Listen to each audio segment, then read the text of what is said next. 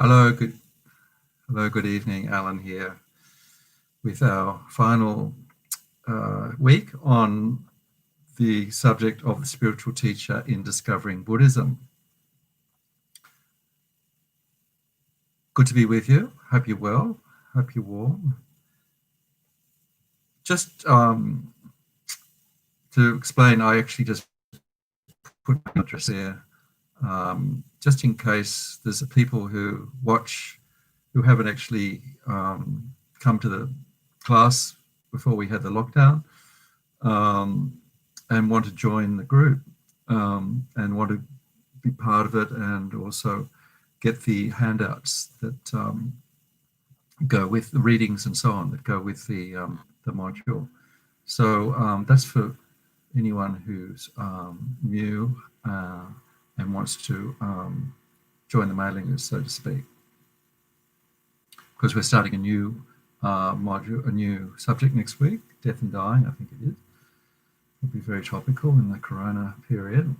But so that's just, and if people who are already watching somehow don't have my email address, it's there too. Good. So that's because we don't have any live classes, it's quite difficult sometimes to get good communication. We know that we could drop out at any moment. I looked at the curve for the NBN in Balmain, and it rapidly goes up from about 7:30. Reached a peak about 8:30, which is when we used to lose our contact. So hopefully we'll finish before the mad rush on the NBN from 7:30. But anything could happen at any moment. All right, so let's start as we always do with a few minutes to calm the mind, doing breathing meditation, mindfulness meditation, breath meditation. So, as always, we're using our breath as the object to rest our attention, the breath, without changing the natural rhythm of the breath. And by giving our mind this very simple task, the speediness, distractions gradually subside, and we can be more receptive to teachings and to what's happening in our mind. Okay, so just get comfortable, sitting, lying, whatever is the most comfortable position.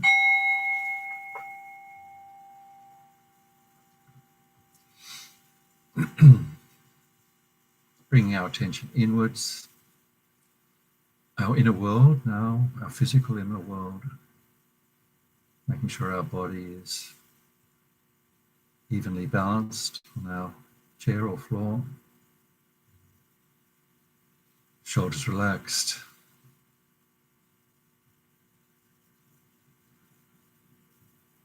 eyes can be closed or just gently open, gazing ahead.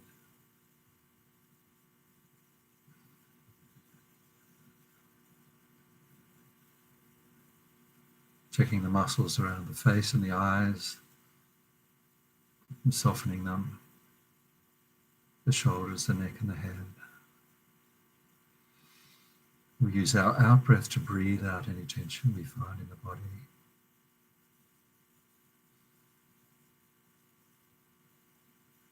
A sense of letting go all the busyness of the day.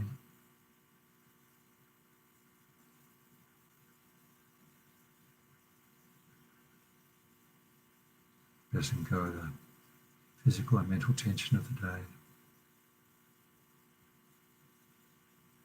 And just becoming aware of the breath, entering and leaving the body.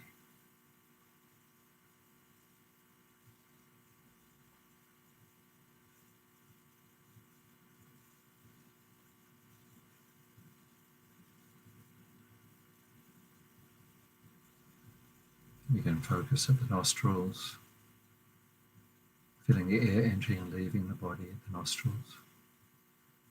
You can focus at the abdomen, lower down, rising and falling. You can focus with the whole body, moving with each breath. a comfortable position. When we find it, we just rest there, like putting down a heavy load.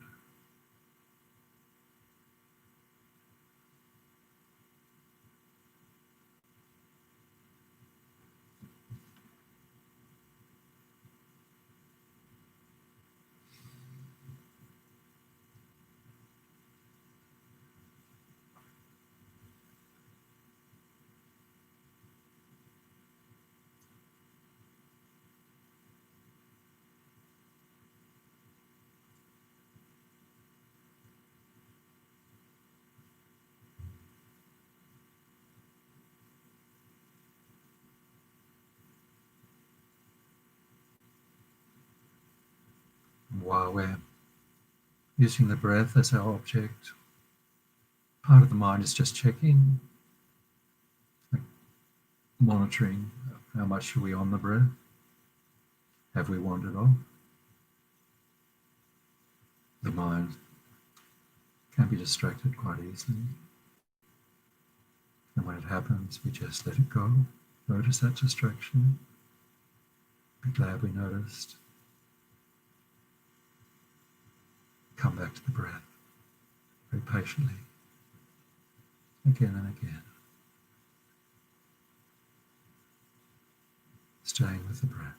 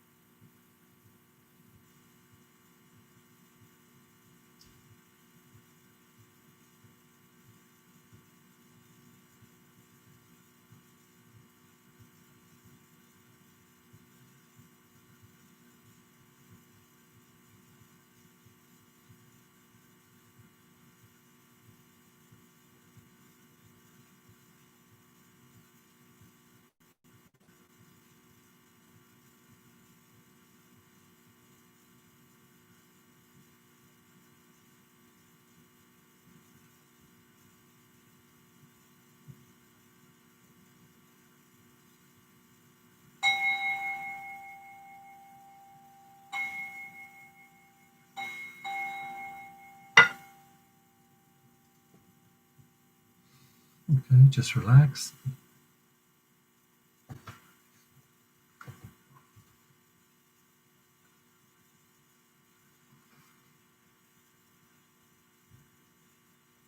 So hopefully you've got the notes for this week I sent out yesterday, and also the suggested answers from the DB writers on the questions for this module. The answers are, I had a look today, they're very comprehensive, very good. I think they cover all and more that we've actually done in class in great detail. If you have any questions about the answers, feel free to email me.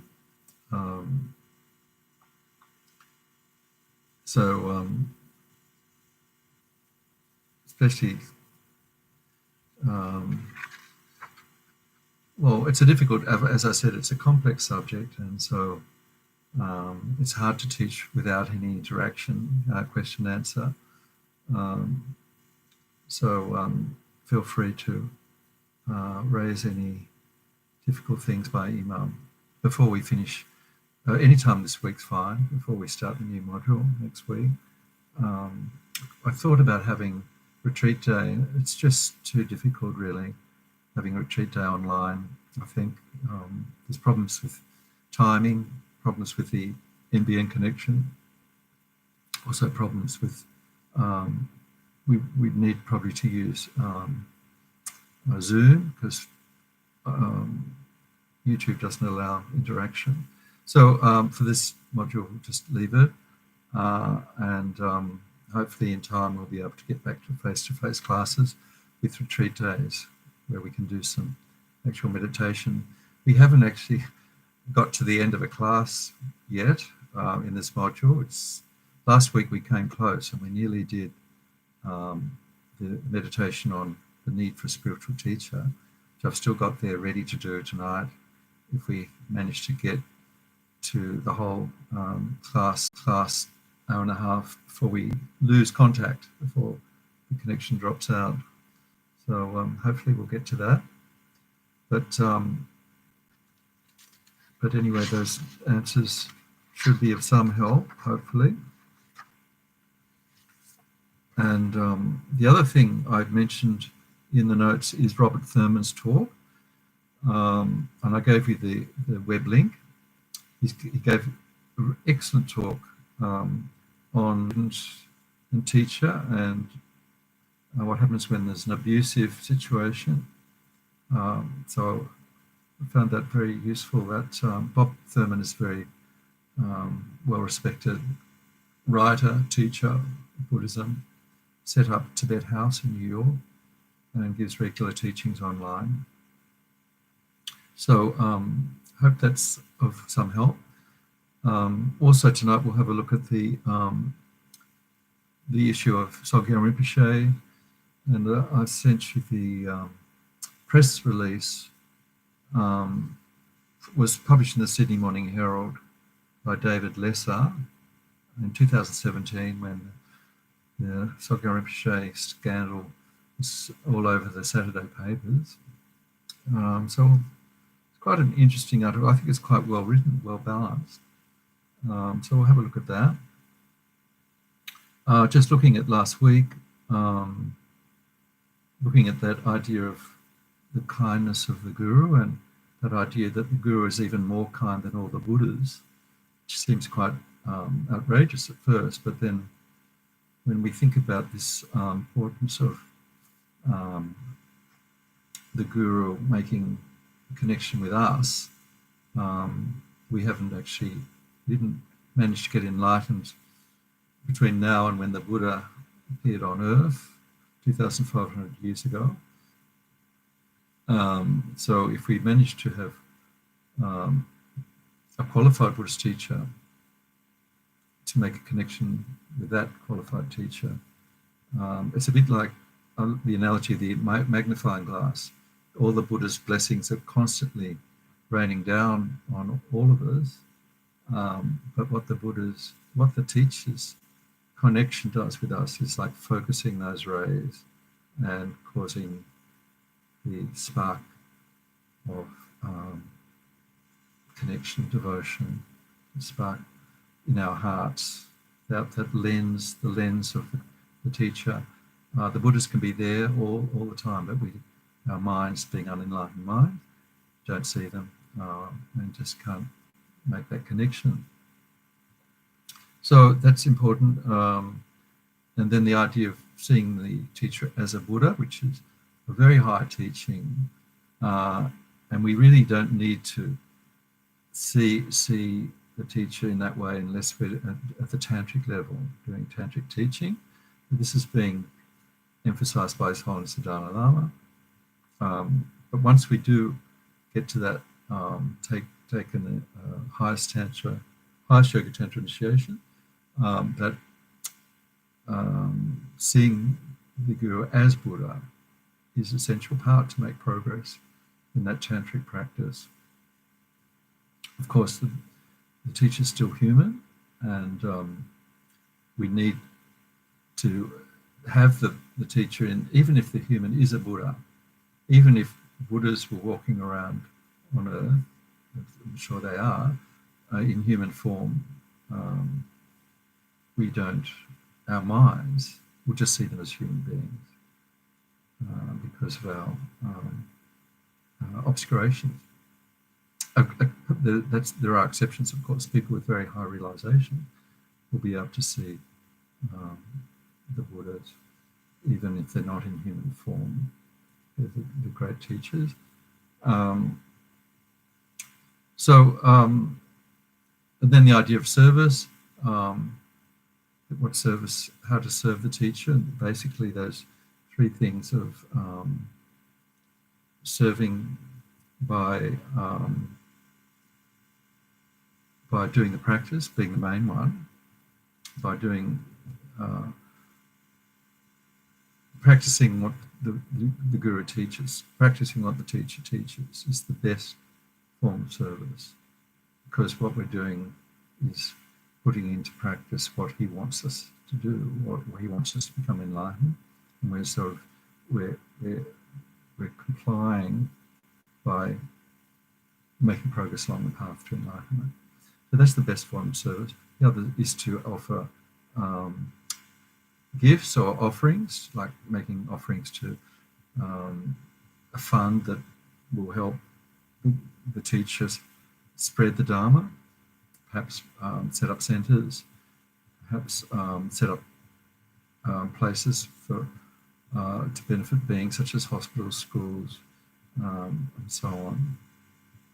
So this making material offerings, and then making offers of our time and energy, like we're helping run centres.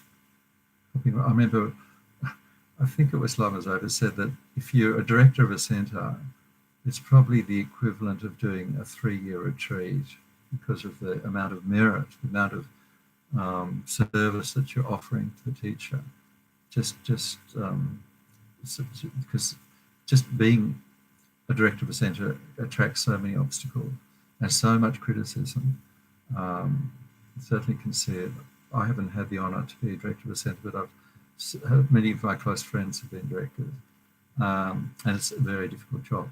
So that's another way of offering service, not necessarily being director, but just helping in any way at all. So even if we may not have met the director of the centre, like Lamiyashis is the director of all our centres, but we're helping out, helping run the program, helping with the garden, helping with the technology, serving at the resident geshe, in any way, making donations and so on, any way that will help the centre.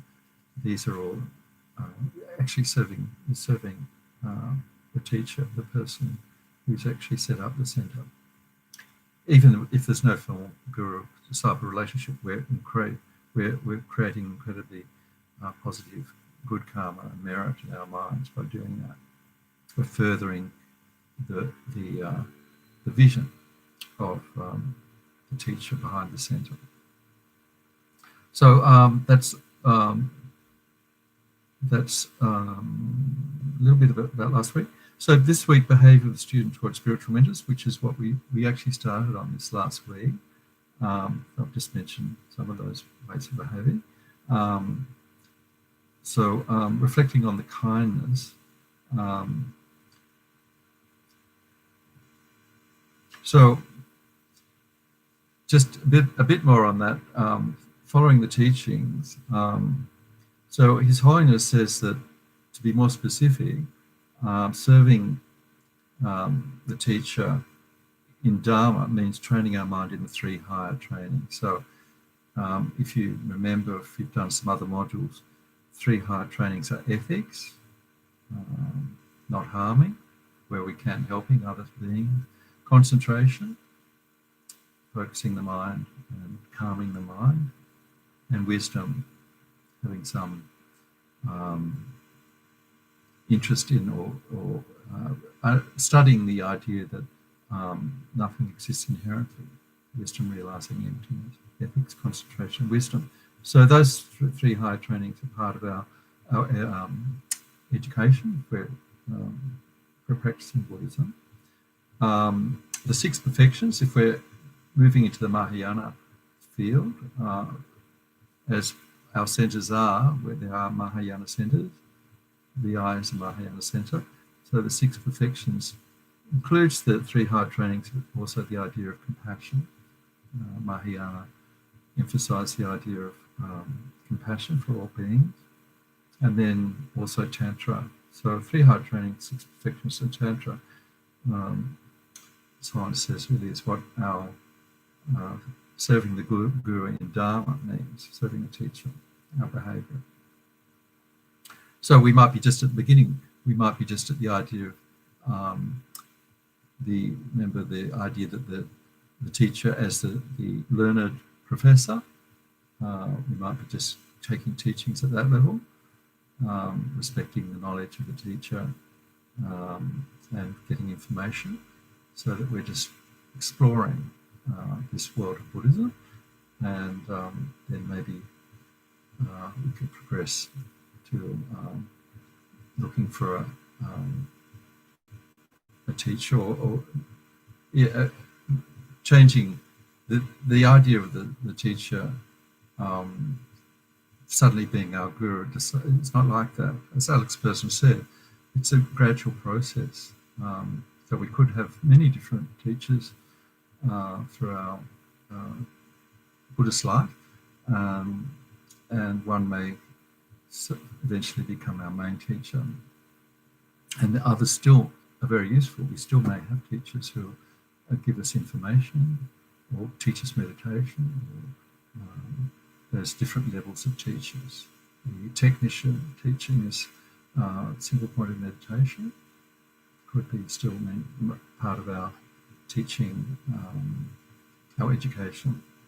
So now pleasing the guru. So His Holiness, mainly referring to the chapters in the book, the second volume of the book, which is called, I think, Approaching the Path, or it's the second volume of these. It's in the reading list. So most of the references are from that particular volume. So pleasing the guru doesn't mean that we're trying to get favour, or we want to get some praise. And this sounds fairly obvious, but it's quite difficult to not want some special attention, even a special look from the teacher, because I guess there's particularly the Westerners, they tend to be quite competitive. So I notice one thing you do notice at retreats is how people watch very carefully at how much attention the teacher is giving. In my case, it's Lama Zopa Rinpoche, running when he's giving retreats, to see if anybody's getting any special attention. And this, of course, we can't be jealous, because we know if the teacher's a fully qualified teacher, they treat everybody equally. But there may be a need sometimes in public to give somebody a special blessing, or there might be a situation where somebody does get more attention than others. This is not in any way detracting from our own relationship with the teacher.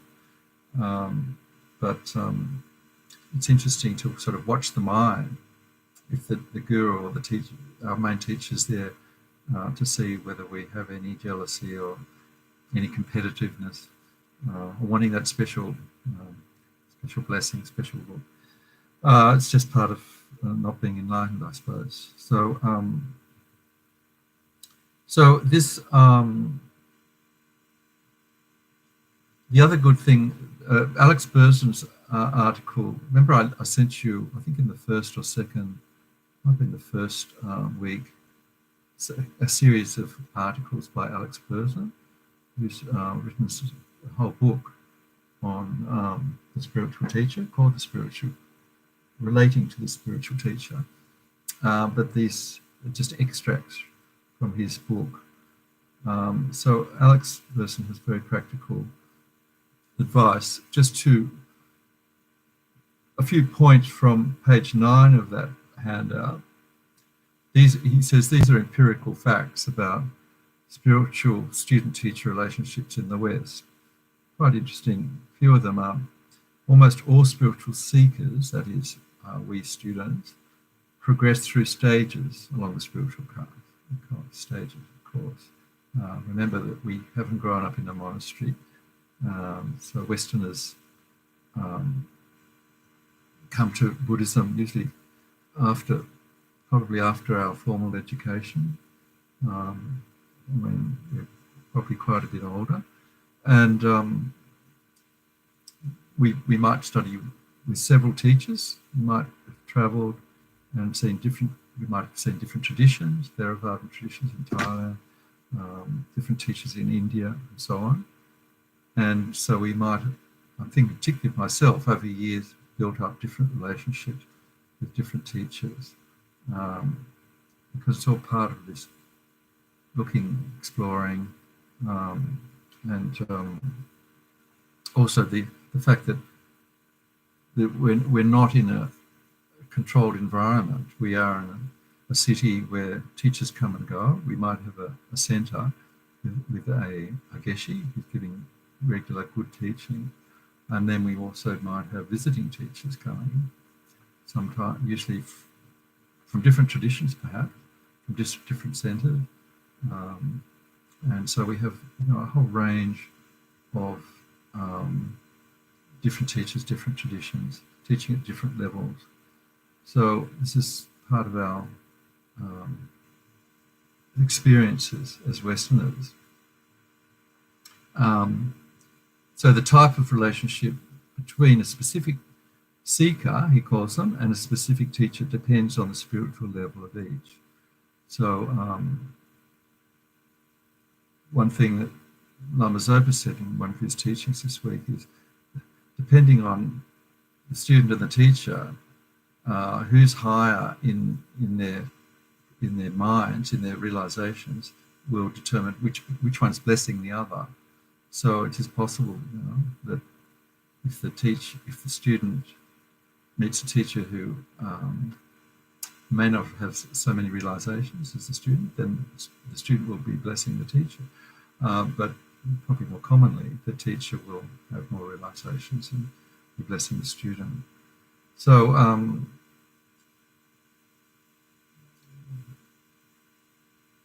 so people usually relate to their teachers in progressively deeper manners as they advance along the spiritual path. Of course. So so I met Lama Zopa and Lamiyashi in the 80s, separately and then together, and they were teaching at Kopang.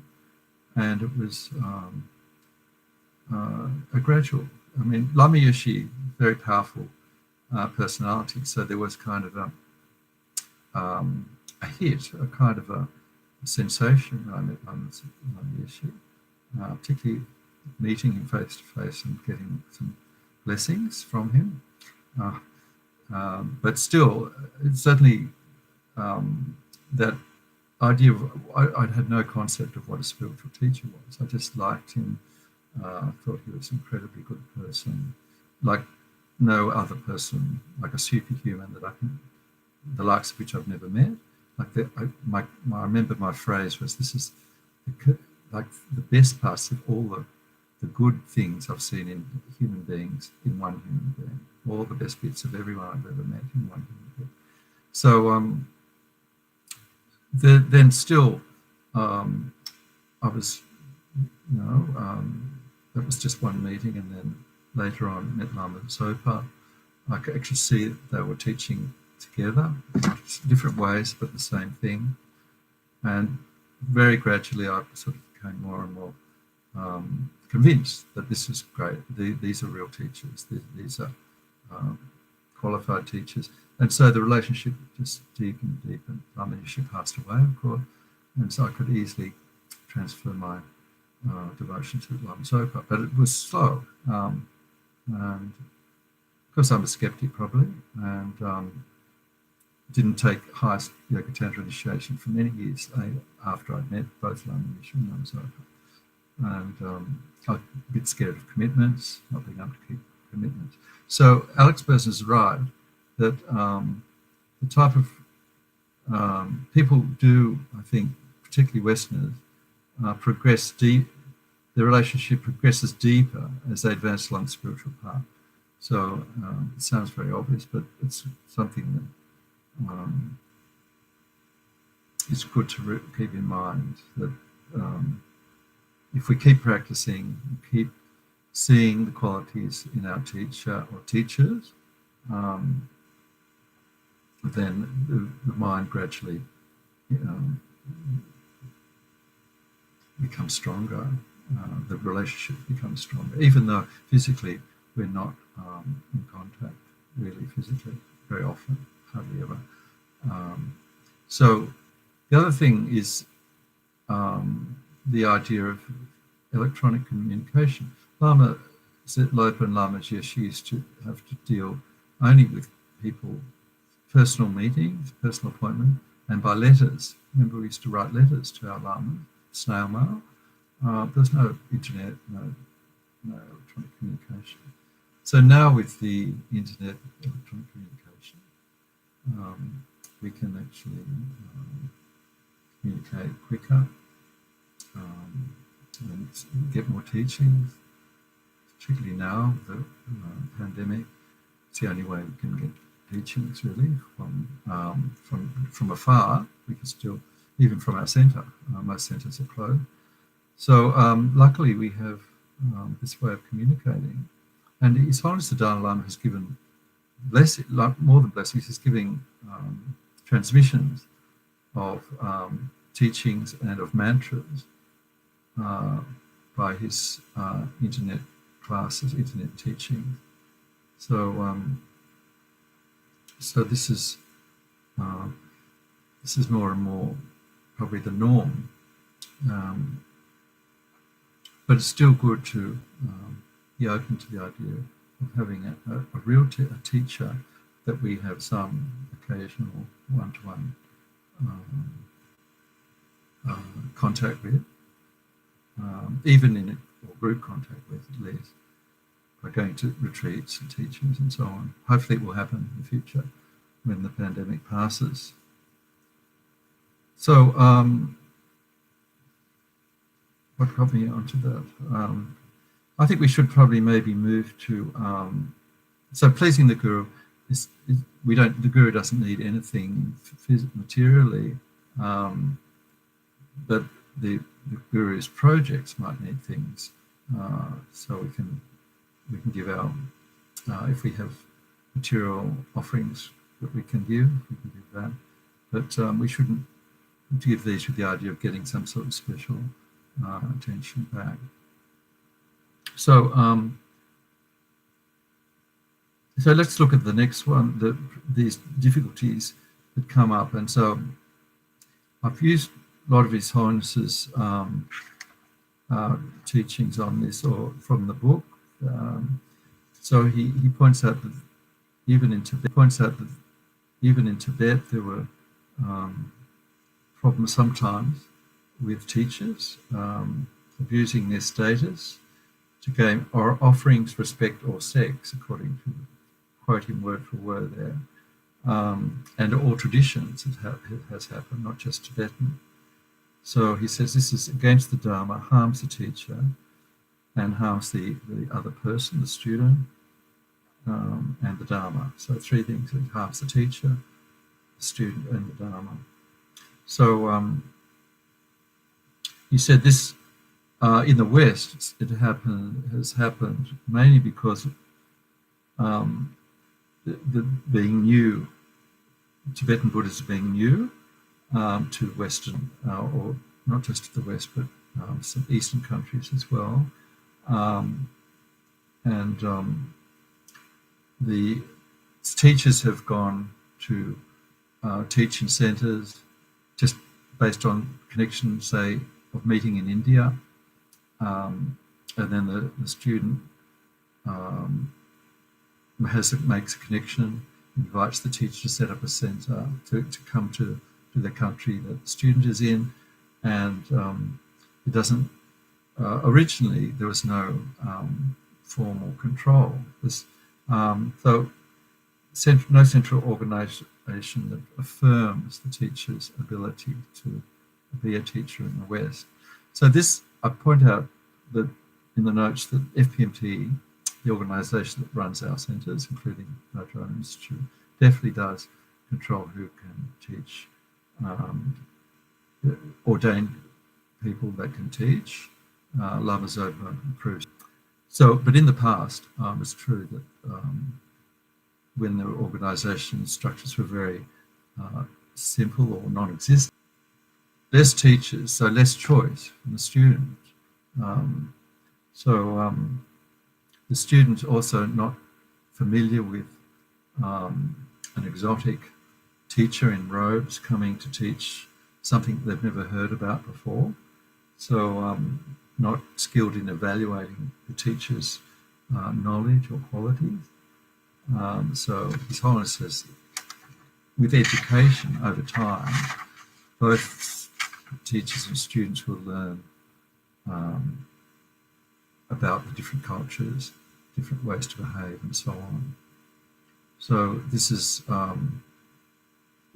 improving, but of course still problems can still come up. So His Holiness says that there is a responsibility on both sides, the student to go carefully and certainly not tolerate improper behaviour on the teacher's part, and the teacher. So then the in the history of Buddhism in Tibet and also India, there are some amazing stories that we hear about, historical stories of lay people who are not ordained, who have behaved in unconventional ways. So a good example is Mapa, a very great teacher who was Milarepa's teacher, Milarepa, who became enlightened in one lifetime, following Mapa, who was a lay guru or lay person who was married and used to drink a lot. So these great masters, sometimes lay, not ordained, were exceptional people, and so were their students like Mapa and Milarepa. And so His Holiness says their actions were in accord with the training on the completion stage, highest yoga tantra. So they were following the teachings. They weren't breaking their rules, but they were extraordinary situations that nowadays just don't happen. So so they were teaching to small groups and sometimes performing miracles. There's the example of one teacher cutting off her head and reattaching it. There's a lot of stories which I think I've mentioned of Tilopa and Naropa, where Naropa was asked to jump off buildings and so on, which he would do by his teacher Tilopa, and then he would recover. So all this is part of the preparation of the teacher by the student, by preparation of the student by the teacher. So that nowadays, quoting His Holiness, this sort of conduct could be harmful to Dharma, whether or not the Siddha was qualified, Siddha being these high beings, because it's a different context. Also, His Holiness mentions some teachers might say everything's empty, so it doesn't matter whether there's no good or bad, and so it doesn't matter whether I drink or cavort or do whatever I want. So firstly, His Holiness says it's interesting that people who say this always go for the pleasure, not for the austere behaviours. But he also says this is based on false reasoning, false understanding, and that Tantra is never used, never an excuse for unethical behaviour, never. And then he mentions briefly that to have any to practice any sexual contact in Tantra was extreme, such as flying through the air to qualify to train in sexual union in advanced Hatha Yoga Tantra. So he mentions all this obviously for our benefit and to just to dispel some myths that may probably definitely do still exist about tolerating unacceptable behaviour by teachers, spiritual teachers.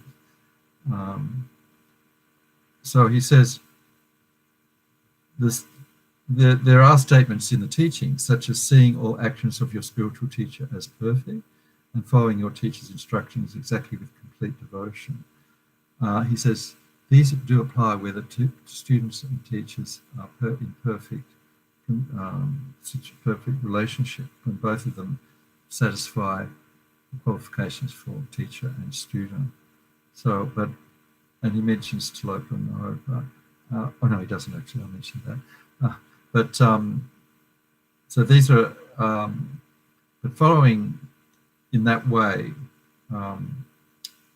depends on both parties being qualified.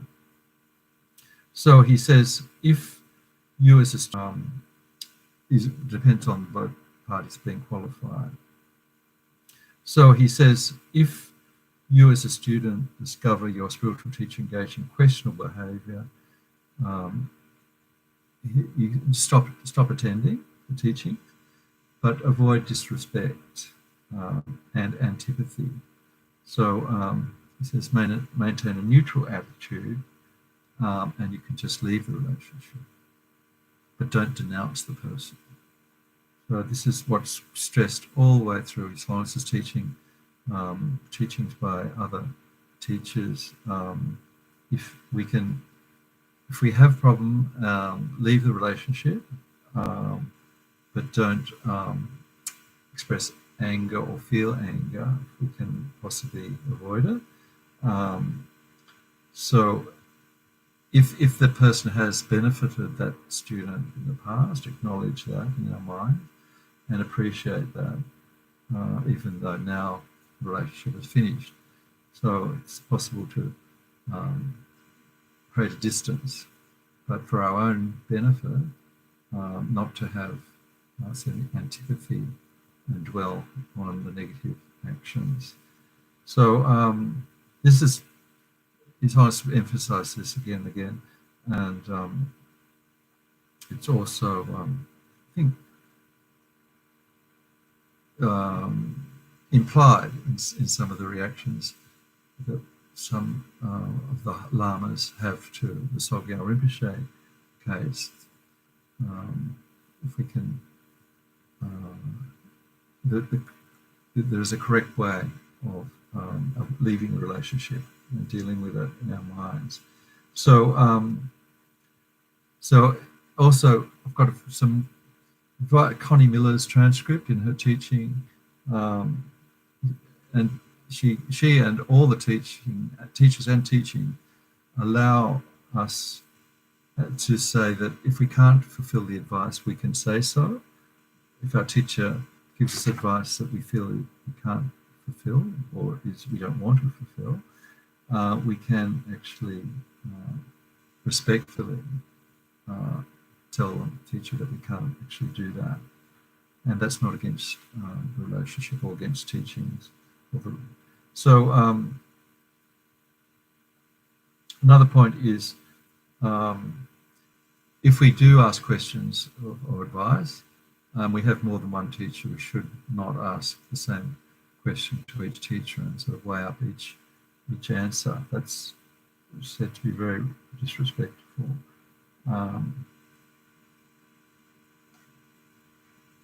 So the other thing is we can leave the cultural trappings behind. It's another thing His Holiness emphasises. You don't have to start wearing Tibetan clothes or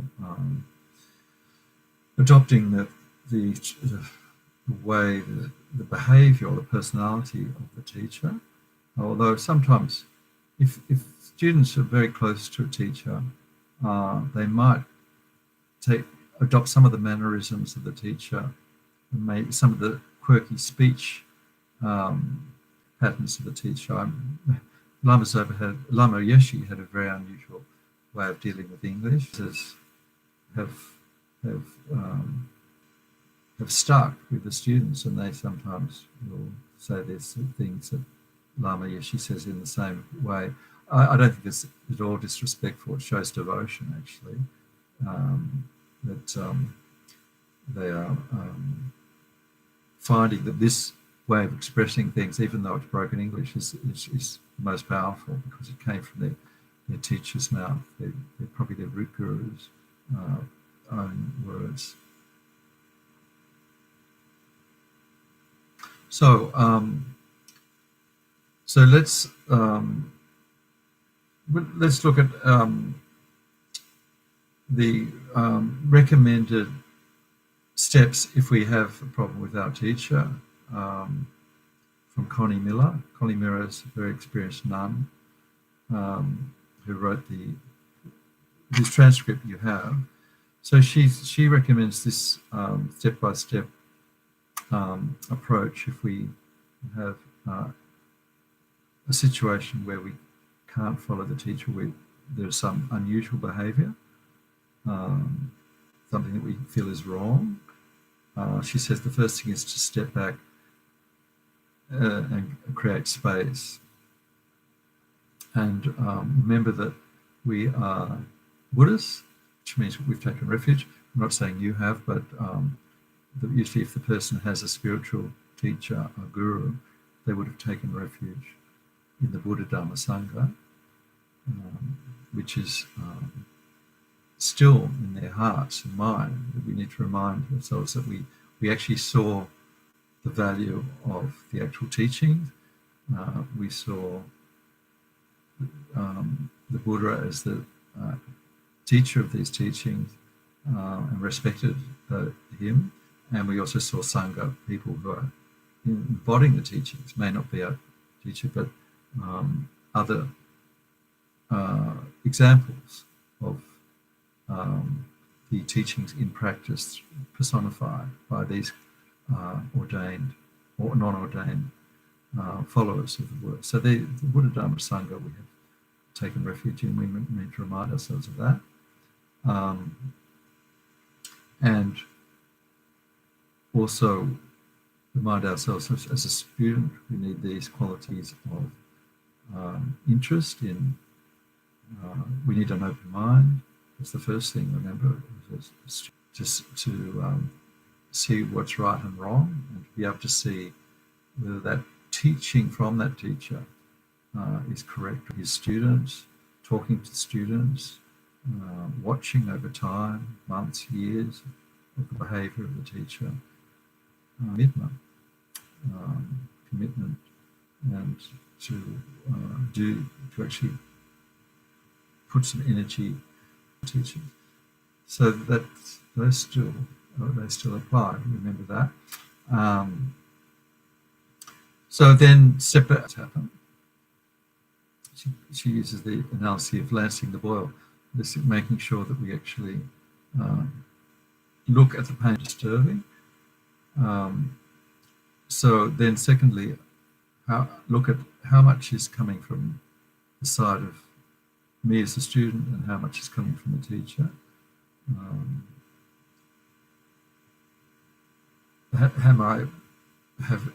Did I have unrealistic projections and expectations?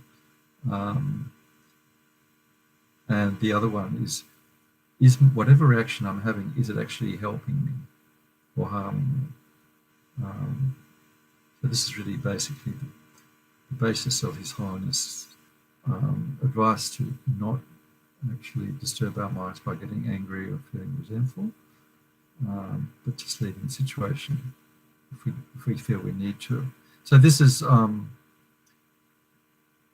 these points we need to remember. We're not enlightened. It's possible that we're misinterpreting, may not be, but our view of the world comes through our karmic vision, and karmic vision is based on our lack of enlightened mind, karma and delusions, basically. So if the answer is there's still problems, she says we can discontinue study, but also maintain respect for what we've learned, and don't dwell, move on. Perhaps find another teacher. This is also emphasised by His Holiness. There are other teachers. We can appreciate what we've learned. So personally, with Soggyrinpoche, I've never had a close relationship. I went to teachings that he gave in Sydney in the early 80s when I was attending probably the only Buddhist centre in Sydney, teachings from the Geshe there, the Loden Centre in Dulwich Hill, still there. But Soggyrinpoche had this great charismatic personality, fantastic English, and I got a lot from his weekend. He had weekend retreats sometimes at the university or somewhere in the country, and I remember thinking how useful they were, his teachings and his meditations. And then his book, The Tibetan Way of Living and Dying,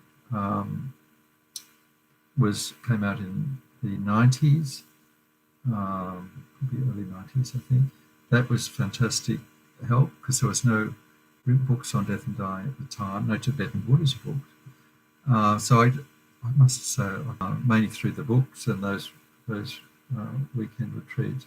So when I heard about the the allegations of abuse and all the stories, I was very disappointed, of course. But I had no trouble. Still appreciating what I'd learned. I was very disappointed in what I heard had happened. So so if you read that article, it's probably certainly the only source that I've got as to the history of those abuse allegations against Soggyrinpoche.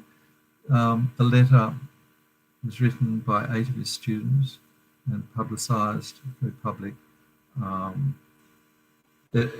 public disclosure of this allegations of violence, hitting students, of sexual contact and cruelty, even some claimed mental cruelty to students. So quite serious allegations, definitely. And there was also emerged that there were previous allegations going back many years, which came out later from, I think, still most small number of students that signed the letter. And so the good thing about the article is it actually talks to people who weren't abused, have decided not to, of course, to continue on as student, but have appreciated what they learned. So particularly there's a group of business people, if you read the article, there's the managing director of Woolworths and a few other big companies who formed this business group that supported Soggyrinpoche's work and his teachings, his trips, his centres around the world. And as far as I can see, some of them still practicing Buddhists. They still have take refuge in Buddha Dhamma Sangha. And so they've done really what His Holiness and the advice is to not feel bitterness or anger. So for protecting their own mind and their own practice and doing what the Buddha and all our great teachers want is to keep practicing and being good Buddhas. So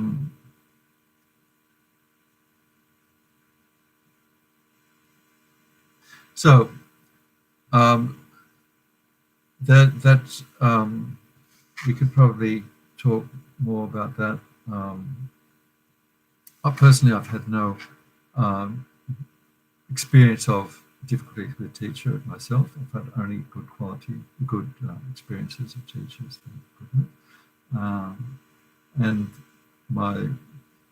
when I think about those different levels of teachers that Alex Burson suggests, the professor, the Dharma teacher, the technician, and the guru, the spiritual teacher, I think I've had all of them, and I might still have all of them in some ways, because some books or teachers I go to, who I just go to as to listen. They could be from different traditions, to listen to their knowledge. I go to Alan Marsh to learn about mindfulness meditation. So I think he might be number 3 in my practice. But I know that there are many people who actually treat Alan Marsh as their guru.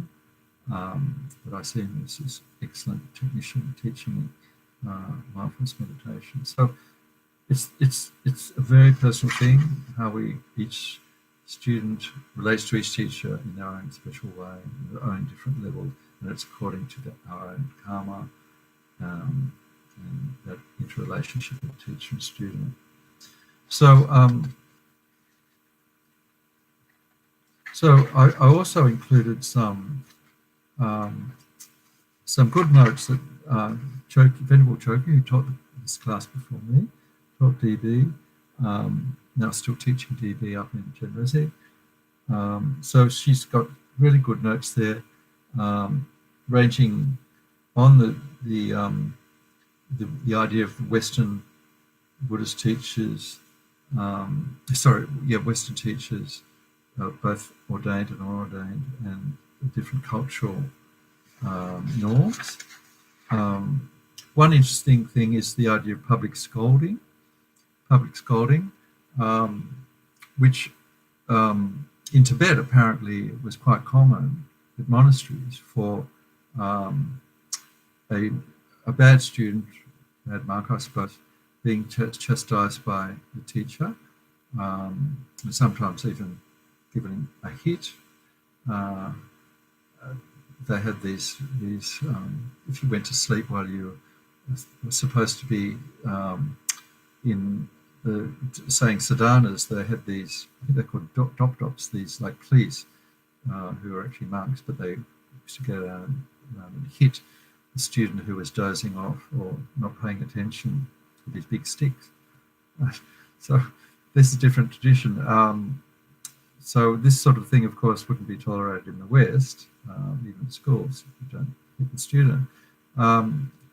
But also could be a verbal scolding as well. So if you're lucky enough to listen to Adrian's teaching yesterday from VI, Venerable Adrian Gyatso, extremely senior monk, taught on mind, Buddhist approach to mind and mental factors, Buddhist psychology yesterday. So he mentioned how Lama Zopa was seen sometimes scolding the monks at Kopan very, very wrathfully. But then when he dealt with Westerners, very soft, very sort of gentle. And Gyatso said he asked Lama Zopa why he had a different approach. And Lama Zopa said, because you can't take it. Westerners can't take that sort of scolding, which is probably true. So even though Lamiyashi probably thought it might benefit, he didn't want to hurt our feelings. And I've heard other Tibetan teachers say Westerners are much more sensitive than Tibetans, so they have to be much more careful about either any sort of criticism, public or not. So that's how different cultural values or whatever. So Choki mentions this briefly. She also talks about prostrating to teachers. There's never any pressure at centres to prostrate to a teacher. probably the minimum would be to just act respectfully for new people, standing up when the teacher comes in, and then prostrating only optional. Remember, prostrating can be as simple as just putting the hands together, which regardless of prostration. So, but even that not required unless the student wants to. The lesson, it has to come from the side of the student. So, so just acting respectfully, being quiet, probably not calling out comments until it's time to ask questions and so on. So these are just protocols that we would probably observe in any sort of gathering with a teacher, not necessarily even a spiritual gathering. So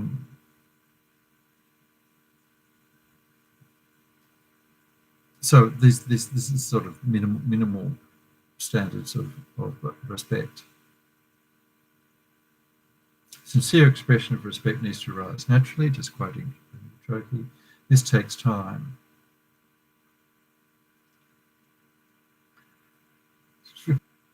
Respectful gestures would be to stand or sit silently as the mentor enters, or bow their head. So only prostrating if it has meaning for the student. So also not dwelling on the faults of the teacher. If we tend to do this, it's really going to impede our practice and our development spiritually. These are things that Choki recommends to avoid. And also she has general advice about not gossiping about in foolish ways, be fully devoted to our studies, and not be too distracted by the attractions of everyday life. But these are just general advice. So we're still on the air, which is fantastic. So with only 20 minutes or so left, we might just try and do the meditation I've been trying to do for 4 weeks on why we need a teacher, a spiritual teacher, and but just a few things. I'm just looking at any. So we're lucky.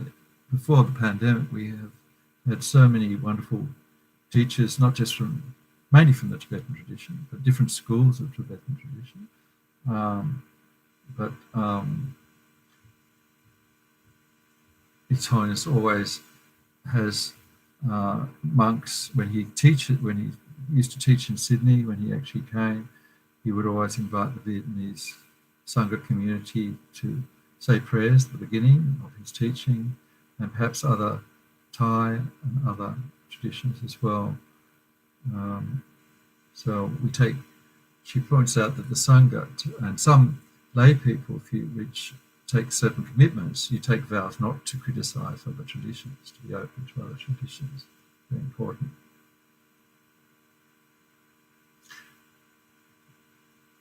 Remember, we need to maintain discriminating awareness and common sense throughout all our relationships with spiritual mentors.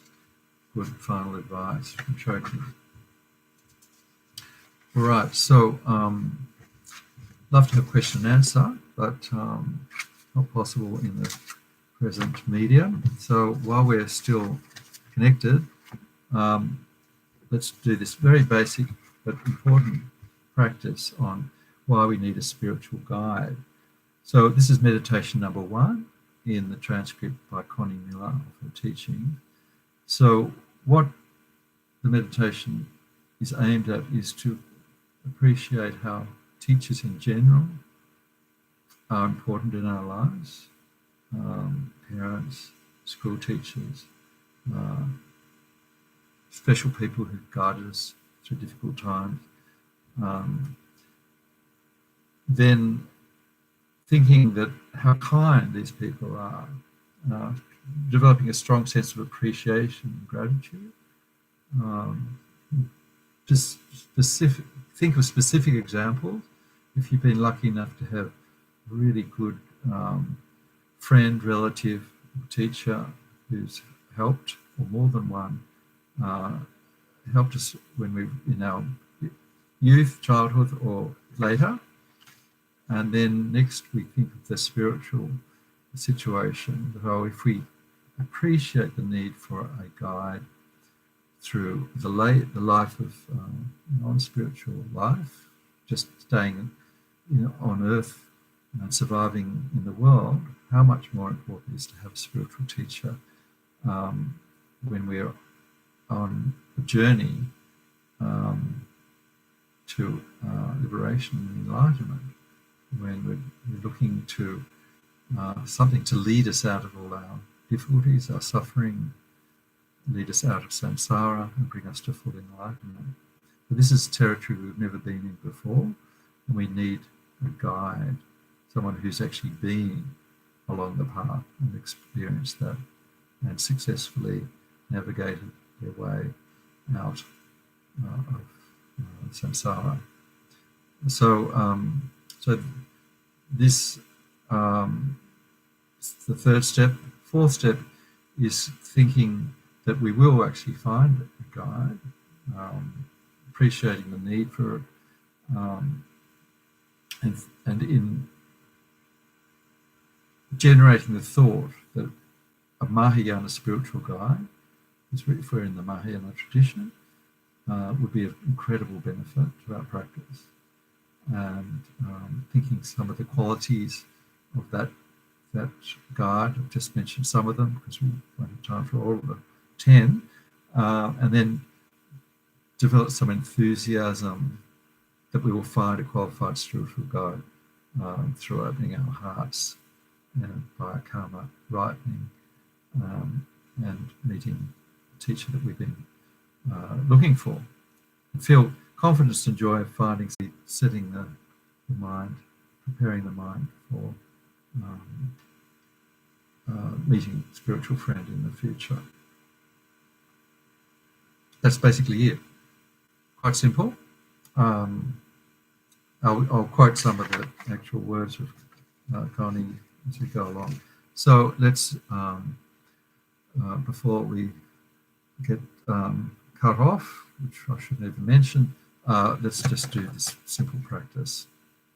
Okay, so we'll start with a few moments settling the mind, getting comfortable, finding a comfortable position.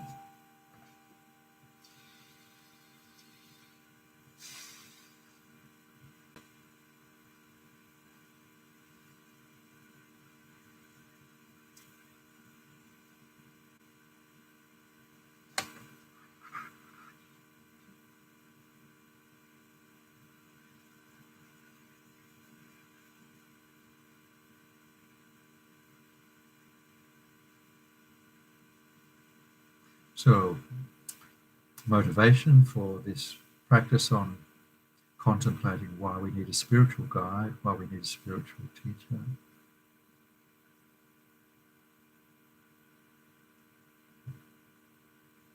Spiritual guide is the foundation of all the paths to liberation from samsara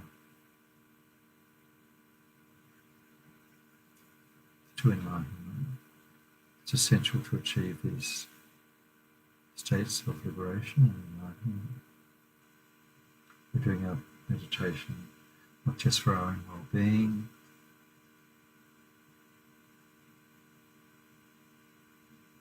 but to accumulate stores of merit, which will enable us to find a qualified spiritual guide in the future. And allowing us to benefit beings most skillfully. So, first step, thinking of examples of how we relied on a teacher to learn almost everything in our life from the time we were born. Let's start with our parents, teaching us how to eat, how to get dressed, how to toilet.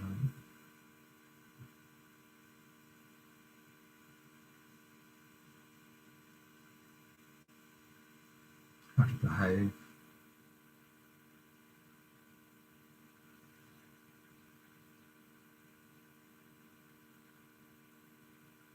The person who taught us the alphabet is always regarded as a very important teacher in our lives.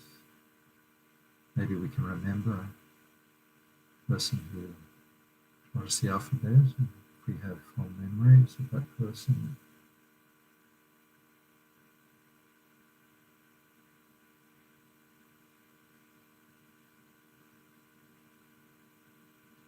Also all the teachers in our schooling, primary, secondary, tertiary. Perhaps we can think of occasional teacher who's had a special connection with us, has really helped us in a big way, took an interest in us.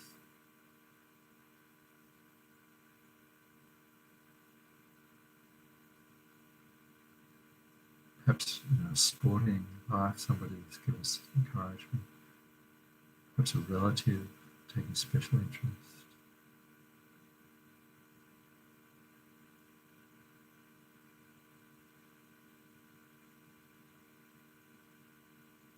Thinking of their kindness now,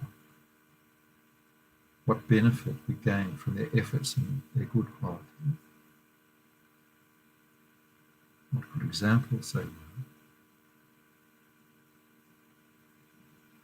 Developing a sense of appreciation and gratitude for the kindness that they've shown us, these teachers in our lives,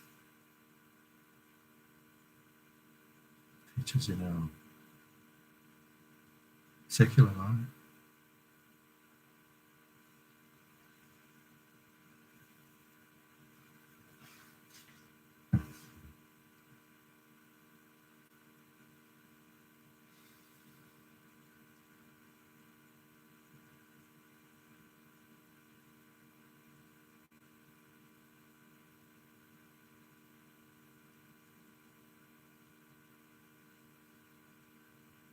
So, having appreciated the importance of these teachers teaching us mundane things, how to deal with the world, how much more important is it to have a teacher to guide us on a spiritual path?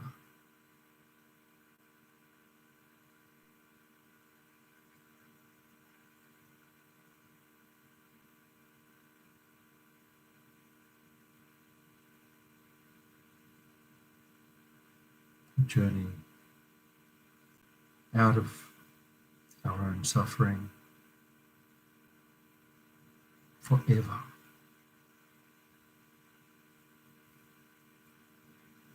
A journey to liberation from all our suffering, past, all our negative states of mind.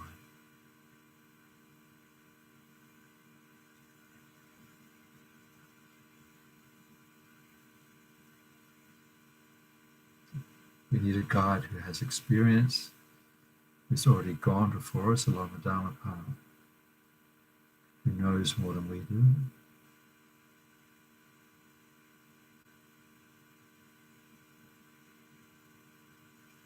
Become convinced of the importance of a spiritual teacher, an admirable, qualified spiritual teacher in our Dharma path.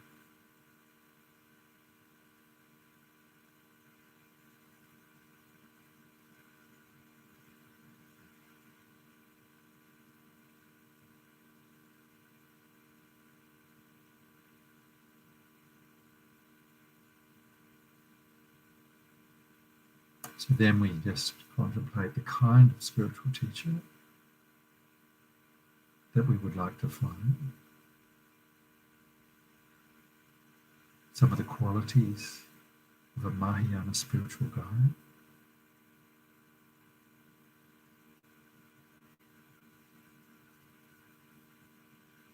These include someone who puts others before self, has a kind, compassionate mind,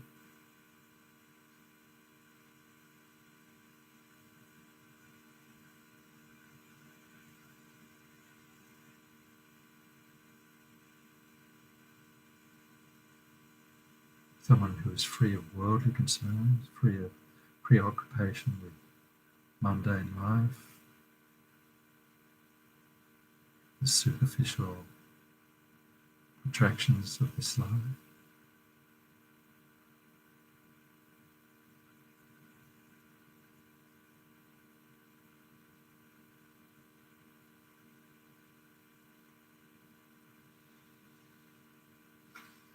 Someone who has experience and practice in 3 higher training, ethics, living their life ethically, not harming and helping other beings.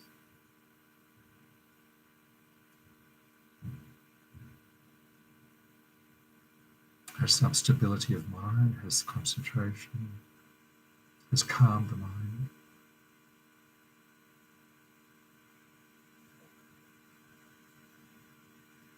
Has some understanding of how things exist, some wisdom realizing their truth.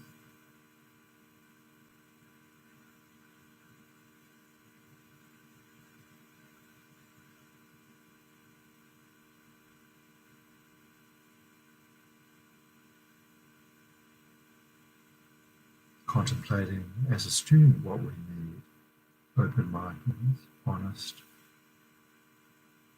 open to new views,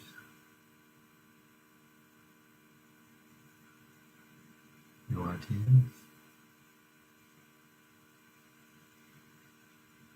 able to distinguish right from wrong, teachings that have truth, those who don't.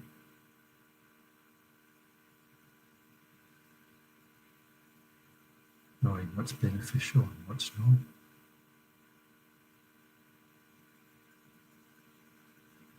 Willing to bear some hardship and maintain enthusiasm for following the teachings.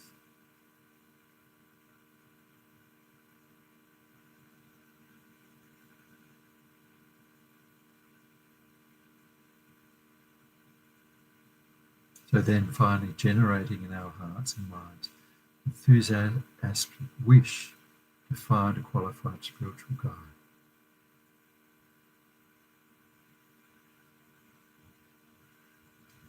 Opening our hearts, being willing to check,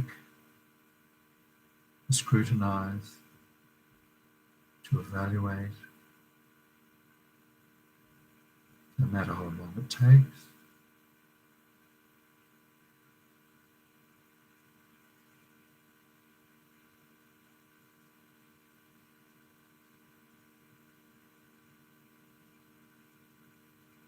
Feeling some confidence of finding such a precious spiritual friend to accompany us on our spiritual path.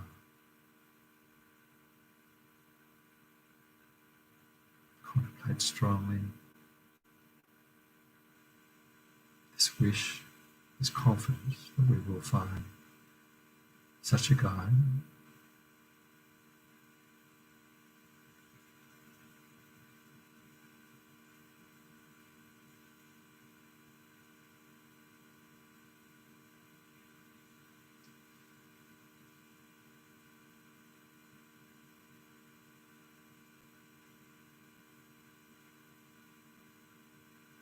When our karma is right, we will meet such a person of confidence, joy, enthusiasm.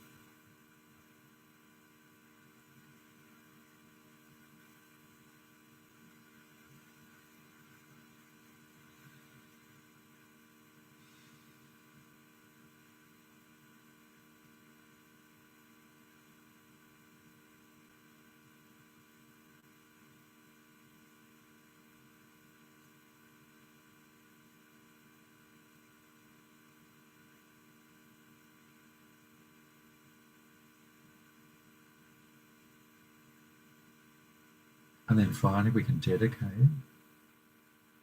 any positive energy, merit we've created from this practice, from our study of this subject, spiritual teacher,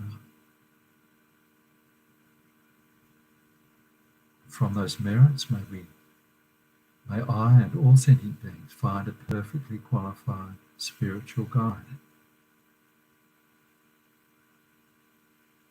And in this and all our future lives, may we never be separated from our spiritual guide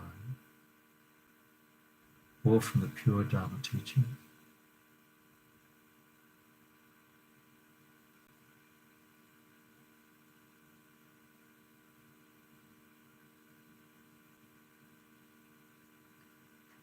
And may all our precious teachers have long and healthy lives. May all their compassionate projects and wishes and aspirations for sentient beings succeed perfectly without any obstacles.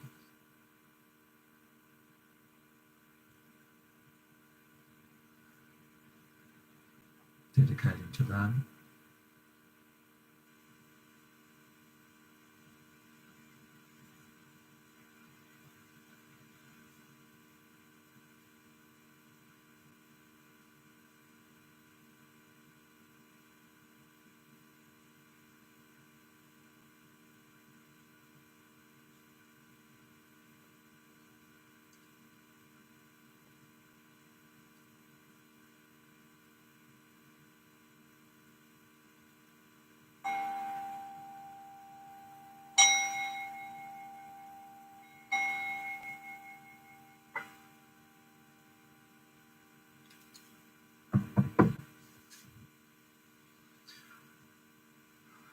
Can't quite believe it, but we've come to the end of the class without any interruptions. I finished a bit early because I was probably anticipating some sort of interruption. So thank you so much for being there. It's wonderful to be with you. Hope you've found some benefit from the classes and from the subject. Very profound subject. I recommend you read and reread the readings. And if you have any questions that do come up, please email me. For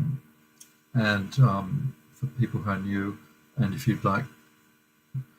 And next week, we'll start on Monday our new subject, death and dying, in the news a lot at the moment, of course. It's a very powerful subject. So we'll be starting that next week. Thanks, Julia, and thanks everybody else who's there and has been there hanging in through hell and high water the last few weeks. Thank you. All right. So have a pleasant evening and look forward to seeing you next week. All the best. Stay well. Stay warm.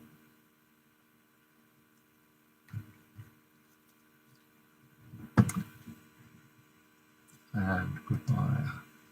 Bye.